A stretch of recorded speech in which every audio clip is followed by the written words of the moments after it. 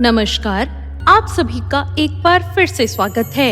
आइए सुनते हैं सावन मास महात्म का 10वां अध्याय। सावन मास में शनिवार को किए जाने वाले कृत्यों का वर्णन। ईश्वर बोले, हे सनत कुमार, अब मैं आपसे शनिवार व्रत की विधि का वर्णन करूंगा, जिसका अनुष्ठान करने से मंदत्व नहीं होता है। श्रावण मास में शनिवार के दिन नरसिंह, शनि तथा अंजनी पुत्र हनुमान, इन तीनों देवताओं का पूजन करना चाहिए। दीवार पर अथवा स्तंभ पर नरसिंह की सुंदर प्रतिमा बनाकर हल्दी युक्त चंदन से, नीले और लाल तथा पीले सुंदर पुष्पों से लक्ष्मी सहित जगतपति नरसिंह का भली भांति पूजन करके उन्हें खिचड़ी का नैवेद्य तथा कुंजर नामक शाक का भोग अर्पण करना चाहिए। उसी समय स्वयं को भी खाना खाना चाहिए और ब्राह्मणों को भी खिलाना चाहिए। तिल का तेल तथा धृत स्नान भगवान नरसिंह को प्रिय है। शनिवार के दिन तिल सभी कार्यों के लिए प्रशस्त है। शनिवार के दिन तिल के तेल से ब्राह्मणों तथा सुवासिनियों स्त्रियों को उपटन लगाना चाहिए तथा कुटुंब सहित स्वयं भी संपूर्ण शरीर में तेल लगाकर स्नान करना चाहिए तथा उड़द का भोजन ग्रहण करना चाहिए। इससे भगवान नरसिंह प्रसन्न होते हैं। इस प्रकार श्रावण मास में चारों शनिवार में इस व्रत को करना चाहिए। जो ऐसा व्रत करता है उसके घर में स्थिर लक्ष्मी का वास रहता है और धन धान्य की समृद्धि होती है। पुत्रहीन व्यक्ति पुत्र वाला हो जाता है और इस लोक में सुख भोग कर अंत में वैकुंठ को प्राप्त करता है। नरसिंह की कृपा से मनुष्यों की चारों दिशाओं में व्याप्त रहने वाली उत्तम कीर्ति होती है। हे सौम्य, मैंने आपसे नरसिंह का ये उत्तम व्रत कहा। हे सनत कुमार, अब शनि की प्रसन्नता के लिए जो करना चाहिए उसे सुनिए। एक लंगड़े ब्राह्मण और उसके अभाव में किसी ब्राह्मण के शरीर में तिल का तेल लगाकर उसे उष्ण जल से स्नान कराना चाहिए और श्रद्धा पूर्वक नरसिंह के लिए बताए गए अन्न अर्थात खिचड़ी उसे खिलानी चाहिए। उसके बाद तेल, लोहा, काला तिल, काला उड़द, काला कंबल प्रदान करना चाहिए। इसके बाद व्रती यह कहे कि मैंने यह सब शनि की प्रसन्नता के लिए किया है, शनि देव मुझ पर प्रसन्न हो जाएं। उसके बाद तिल के तेल से शनि का अभिषेक कराना चाहिए। उनके पूजन में तिल तथा उड़द के अक्षत प्रशस्त माने जाते हैं। हे मुने, अब मैं शनि का ध्यान बताऊंगा, आप ध्यान पूर्वक सुनिए। शनैश्चर कृष्ण वर्ण वाले हैं, मंद गति वाले हैं, काश्यप गोत्र वाले हैं, सौराष्ट्र देश में पैदा हुए हैं, सूर्य पुत्र हैं, वर देने वाले हैं, दंड के समान आकार वाले मंडल में स्थित हैं, इंद्र नीलमणि तुल्य कांति वाले हैं, हाथों में धनुष बाण त्रिशूल धारण किए हुए हैं, गीत पर आरूढ़ हैं, यम इनके आदिदेव हैं, ब्रह्मा इनके प्रत्याधिदेव हैं।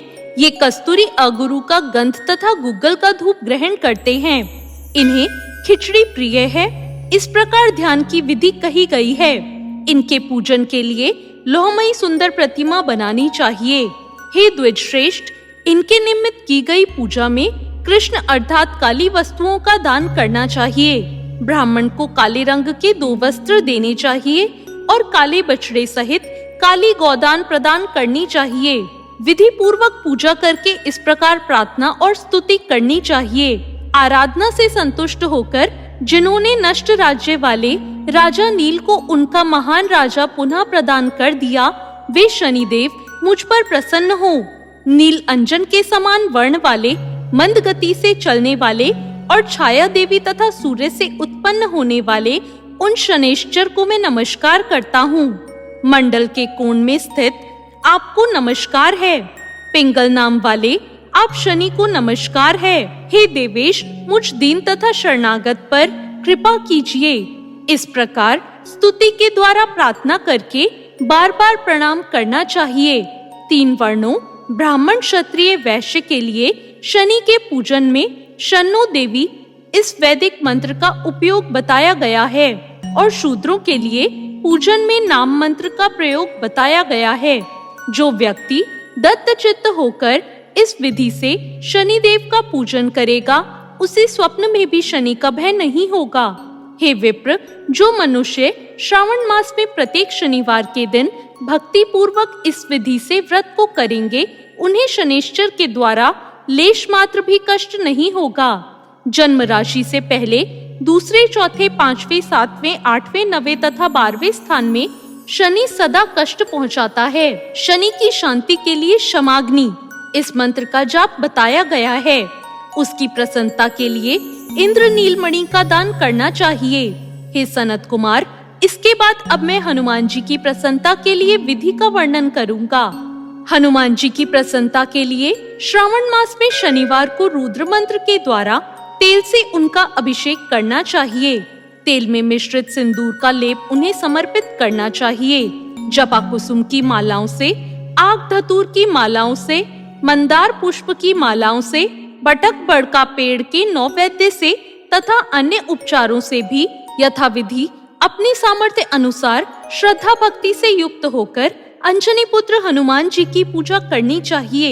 इसके बाद बुद्धिमान को चाहिए कि हनुमान जी की प्रसन्नता के लिए उनके 12 नामों का जप करे।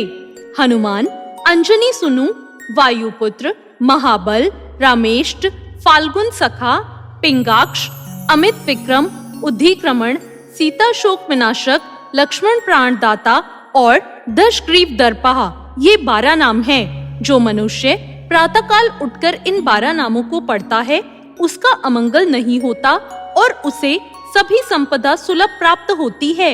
इस प्रकार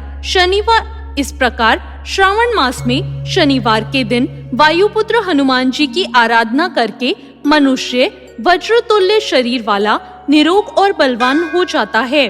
अंजनी पुत्र की कृपा से वह कार्य करने में वेगवान तथा बुद्धि वैभव से युक्त हो जाता है।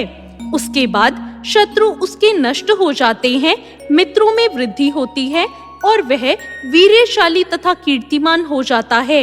यदि साधक हनुमान जी के मंदिर में हनुमान कवच का पाठ करे तो वह अणिमा आदि 8 सिद्धियों का स्वामित्व प्राप्त कर लेता है और यक्ष, राक्षस और वेताल उसे देखते ही कांपते हैं तथा भयभीत होकर वेग पूर्वक 10 दिशाओं में भाग जाते हैं।